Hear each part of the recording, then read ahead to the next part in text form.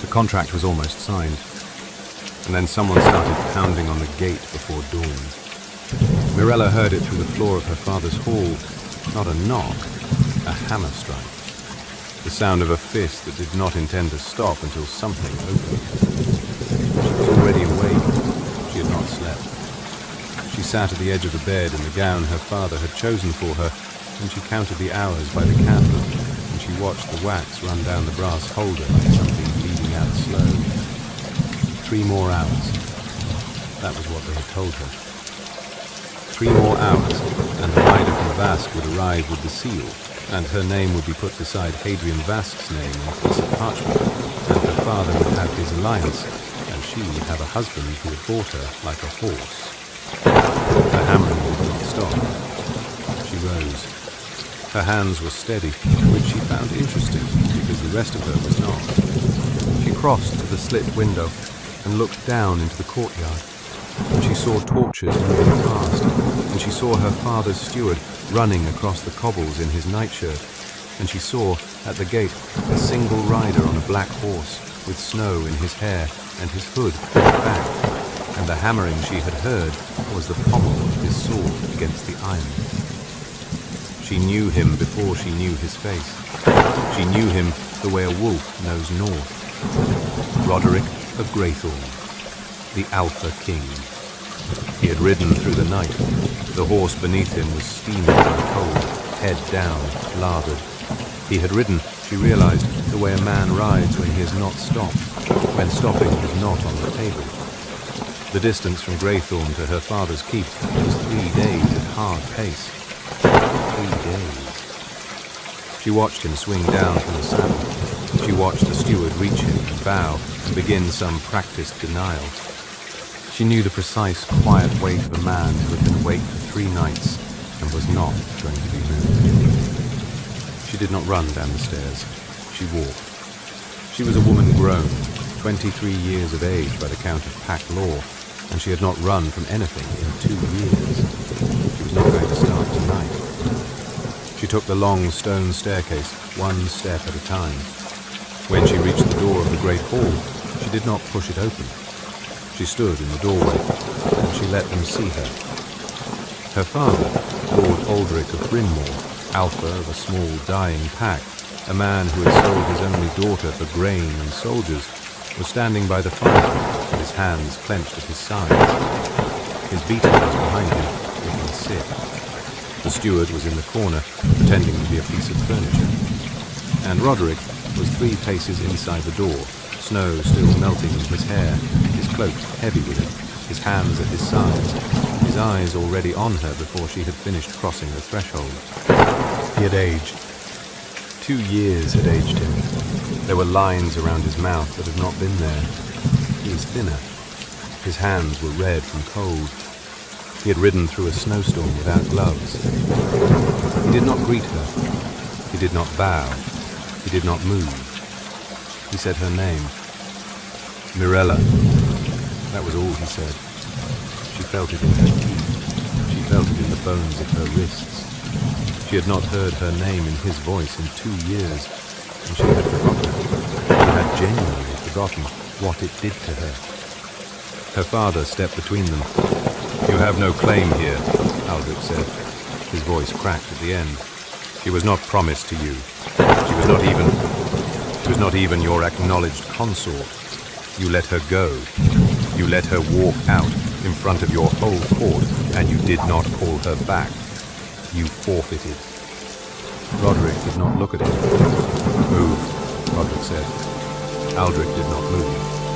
There was a silence in the hall then that Mirella had heard before.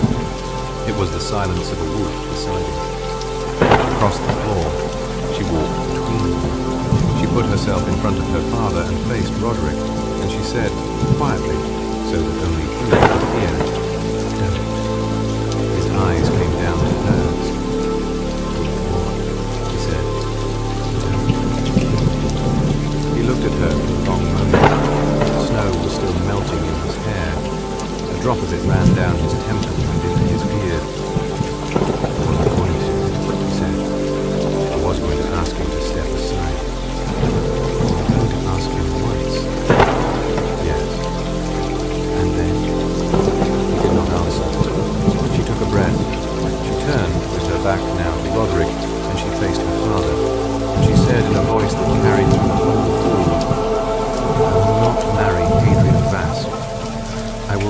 put my name on his contract. You may disown me, or you may not. I am not going to Vask. Her father stared at her. You ungrateful little. I am leaving, she said. Tonight, with the king or without him. Decide which one shames you less. Aldrich's hand came up. He did not finish the motion. Roderick moved, not toward her, but in front of her, and the movement was small. 3 paces consumed in what felt like a single step, and Aldrich's hand stopped in the air, because Roderick was now standing between. And Aldrich was not stupid enough to strike a daughter in front of the king, who had ridden 3 days to find her. Lord Aldrich, Roderick said. His voice was quiet. If your hand touches her, I will end your line tonight. Beta will inherit. He looks like a reasonable man. Aldrich's hand went down. You ride out at first light, Roderick said. All of you. Out of this hall, out of this keep, until I have spoken the word. The contract is for. The Vask rider, when he arrives, will be told that Bryn Mawr has been brought under the protection of Greyfall, and that any objection will be addressed to me directly. You cannot. Out. They went.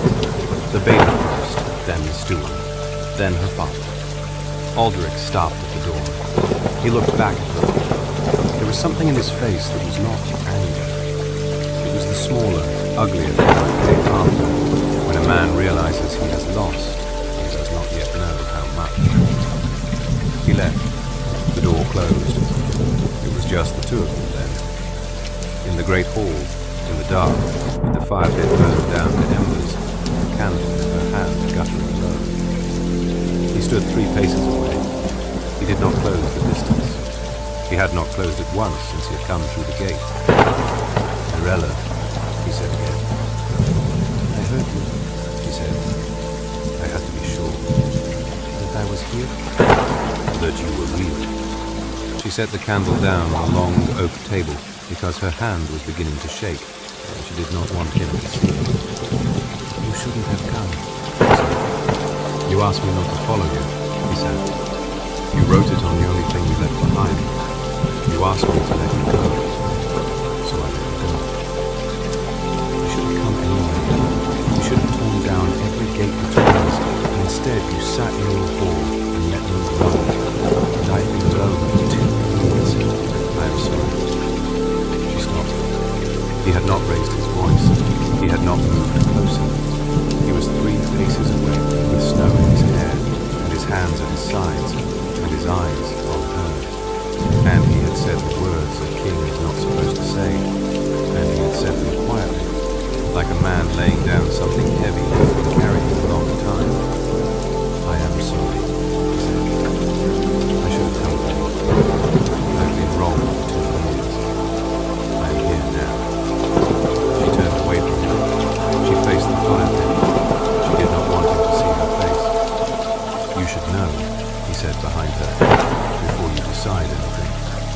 I am not the king I was when I left. The pack is dying. You let me go, and your pack started dying. And you did not come for me. You did not write. I did not want to make you say that. I did not want you to come back because we were dying. I wanted you to come back because you wanted to.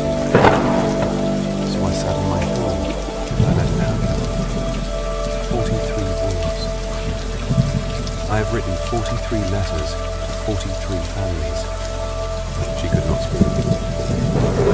Then, 4 days ago, I heard about Vask, he said, and I understood I had been a coward for 2 years.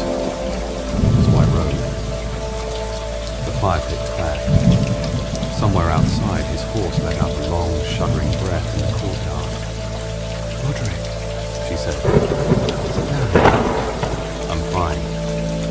You were about to fall over. Sit down. He sat.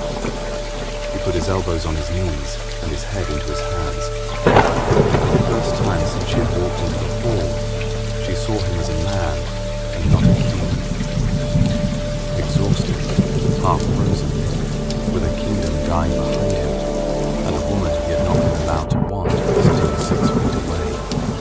sat across from him and said, "Tell me everything, from the night I left." He told me. I want to pause here for a moment and ask if this story is reaching you the way I hope it is. If your chest is tight, your breath is shallow, and you are leaning toward your screen, that you tap the like button before we go further. It helps the story find the people who need it. Now, back to the hall and the fire pit and the man with his head in his hands. He told me about the first one, Edric, who had served his father and had simply not opened his eyes one morning. About the second and the third. About the night he had stood over a 14-year-old pup and understood, for the first time, that his refusal to come for her was killing children. About the night he had ridden to the edge of his territory and stood at the border and not crossed it. About the morning he had heard about Vas. She listened. She did not interrupt. When he was done, she said, "Why didn't you write?"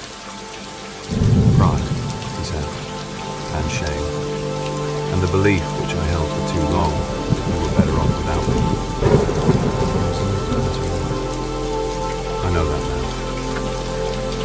I've been alone for 2 years. I've been in my father's house. He's hit me twice.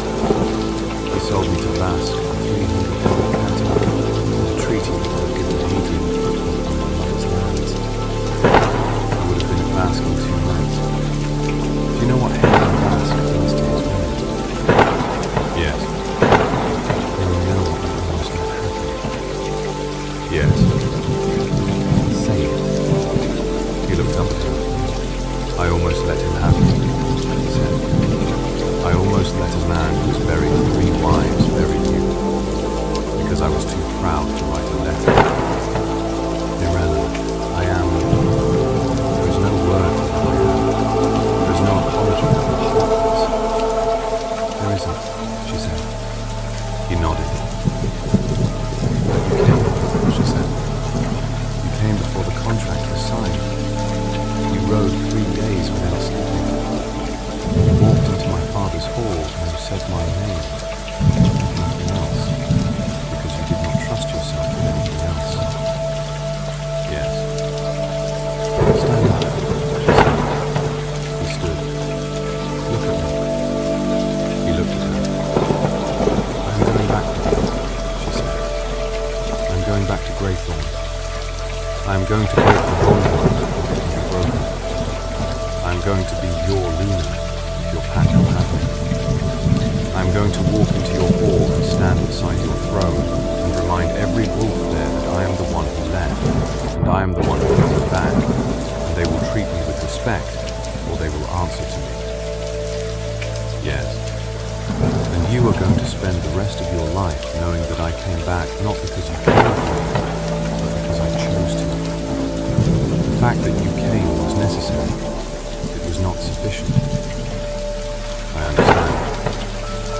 Good." She took a step back. She did not let him close the distance. "We ride at first light," she said. "I want to see your horse. I want to know if he can carry you another mile." "He can't." "Then we will find one that can. Sit down. I'm going to bring you something to eat." "Mirella, sit down," he said. She left the hall. She woke the cook. She came back herself with warm bread and cold meat and broth. He ate. She watched him. He had not eaten in 3 days, and he ate the way a man eats when he does not know if he will be allowed to stop. Quickly, without tasting, with the bread held in both hands. When he was done, he did not thank her. He looked at her, and his eyes were wet, and he said nothing. And she understood that this was the thank you. They rode at first light. The journey back to Greythorn took 4 days. They did not speak much on the road. There was nothing left to be said that had not been said in the hall. The moon was on his face, and the lines around his mouth were deeper than they had been in the hall. "Ask me what I did. For 2 years." He had been quiet. Then, "What did you do for 2 years?" "I worked in my father's kitchens for 6 months because he would not give me a room of my own. I taught myself the old script, the one the healers use. I helped a woman in the village deliver a child who was breech, and I helped bury her 3 weeks later in the milk field. I watched my father drink. I waited for a letter from you that did not come. The third winter I almost left. I had a horse picked, food packed. I did not ride. I do not know why. I think I was waiting for the thing that happened 4 nights ago, when you came through my father's gate. He had not spoken. The build of a man who had been heavy in his youth and had hardened into something thicker, the beard already graying. His 5 riders fanned out behind him and pulled up 10 paces from where Roderick's horse stood across the road. Graythorn, Adrian said. He did not dismount. On the high road outside with 1 rider, no banner. The lady behind you is the contracted bride of the Vask pack. I am here to collect her. There is no contract, Roderick said. There is a contract. It bears the seal of Lord Aldrich of Brynmore. It was witnessed by his beater. It is on its way to the regional council, which will recognize it within a week. It will not. It will, Graythorn. You can ride into Graythorn tonight and explain to your dying pack that you started a war over a woman who was already promised. You can step aside, and the council will rule what the council rules, and you will not have buried any more wolves over a contract that was made before you came to your senses. Mirella urged her horse forward. Roderick's hand came back to stop her. She moved past it. Lord Vask, she said. My lady, I was never your bride. I was an item on a bill of sale signed by my father, who did not have the right to sell them. There is no contract. There is a piece of paper that you will burn when you get home, because the alternative is riding to war against a pack you cannot beat over a woman who would put a knife in you on your wedding list. Hadrian Vask looked at her for a long moment. You are bolder than I was told. I was told the same about you. I was misinformed. His face did something. She could not tell if it was anger or the beginning of the calculation that men like him did when a fight became more expensive than they had budgeted for. He looked at Roderick. He looked at the cliffs. He looked at the 5 riders behind him who were not as ready as they should have been. I haven't slept in 7 days. You would have fought 6 men. I would have killed 6 men. There is a difference. I would not have let him touch you. I rode 3 days for that. I would have ridden 3 more. There was no version of this road where he complained. She reached across the gap between their horses. She put her hand on his forearm. He went still. No, she said. Stop trying to bleed. You proved it in the gate. You proved it in the hall. You've been proving it for 4 days. He nodded. They rode on, and the cliffs fell away. The forest closed around them, and by nightfall they were inside the Graythorn border. They reached Graythorn on the 4th day. The pack was waiting at the gate. Word had outrun them. When they came up the long road to the fortress, every wolf who could still walk was lining the road. The old ones leaned on the young, the pups were carried. The gammers and beaters had formed an honor line. They were silent. She had thought it would be hostile. There was none of that. There was only silence, a kind of love she had not been prepared for. And as she rode past them, one by one, the wolves bowed their necks. They knew. Every one of them knew what had been killed. And every one of them knew the woman riding in beside their king was the only thing that could stop it. She dismounted and walked up. She walked past Roderick, past his beater, past the steward and come out with the keys. She walked into the great hall of Graythorn, the one she had walked out of 2 years ago. And she stopped in front of the throne, and she turned, and she faced the pack as they came in behind her. I am Mirella of Brynmore, she said. Some of you remember me, some of you do not. 2 years ago I left this hall because I believed I was killing your king by being beside him. I was wrong. been dying without you. You have been dying without me. I am here now. I am not leaving again. If any of you object, speak now. No one spoke. The Baton, a tall man named Soren, whom she remembered as a boy, knelt. The Gammas knelt behind him. Then the warriors. Then the rest of the pack. Then, last, Roderick, who walked from the doorway to the throne and stopped in front of her, and went down to her and lifted her hand to his forehead. "My Luna," he said. "My king," she said. The bond rod did not break that day. It did not break for another 7, and when it broke, it did not go quiet. It fought. Small things first. Moss between the stones. Then the white flowers that grew at the edge of the forest. Then, in the 3rd month, the wild roses that had not bloomed in Greythorn since Roderick's grandmother had been near. Mirella walked through it in the late afternoon. Her hand was on her stomach, which was not yet showing, but which the healer had confirmed 2 weeks ago. Roderick was at the far end of the garden, sitting on the stone bench her grandmother by bond had once sat on, reading a letter. He looked up when she came near. He held the letter out to her without speaking. It was from her father. It was a long letter. It was, in its way, the letter she had been waiting for her whole life. The apology, the groveling, the request for permission to visit his grandchild when the child was born. She read it twice. She folded it. She handed it back. "What do you want to do?" Roderick asked. "Nothing," she said. "Not yet. Maybe in a year, maybe in 2. We will see if he means it." He nodded. She sat down next to him on the bench. She took his hand. She did not let go. Somewhere in the courtyard, a wolf howled. Long and slow and flat. The howl of a healthy pack at the end of a good day. Another joined it. Then another. Then the whole pack, all of them, the wolves who were still alive, and the pups who had been born since the rock broke. Every voice rising and giving. Roderick closed his eyes. "Mirella," he said. "I know," she said.